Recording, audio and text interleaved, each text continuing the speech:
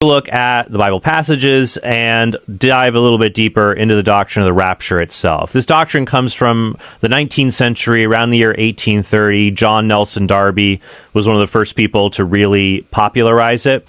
Although the word rapture goes back to a Latin word that is used in the translation of 1 Thessalonians chapter 4, verses 16 through 17.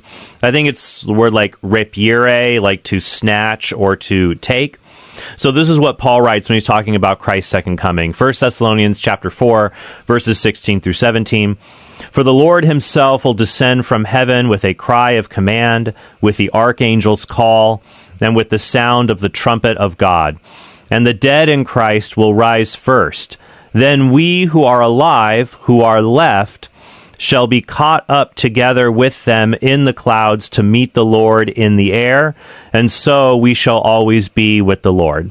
So, on the face of it, when you read this, it seems to say that when Christ comes at his second coming, the final promise of the resurrection of the dead will be fulfilled. Those who have died in Christ will rise first. And then if we happen to be alive at Christ's second coming, we'll be caught up with him. Those who are left will be caught up together. That's the Latin word. I want to say rapire. I don't know if I'm getting that right. You could also say shall be raptured, taken up to be with Christ. And so this imagery is similar to when Christ was entering into the city of Jerusalem, his triumphal entry. The crowds go out to meet Christ and be united to him, and then they join with Christ and enter into the city.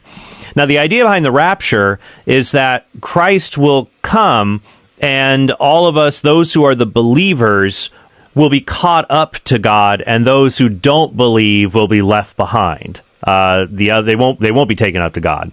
Also, the other thing that will be left behind will be the true believers. Their clothes, their personal possessions, their vehicles will be left behind. So you have in the Left Behind series things like planes crashing because all the Christian pilots are going to disappear, cars crashing, mayhem and madness, and those who will be left behind will be forced to face something called the tribulation, a final series of evils and calamities that will befall the world before Christ really does come in his second coming. So you're starting to see a little bit of the difference here, that the rapture doctrine relies on the idea that Christ's second coming will be split into two. Like, Christ will come to rescue the church from the tribulation, from these final disastrous elements at the end of the world, and then he'll come again after the tribulation to usher in the final judgment.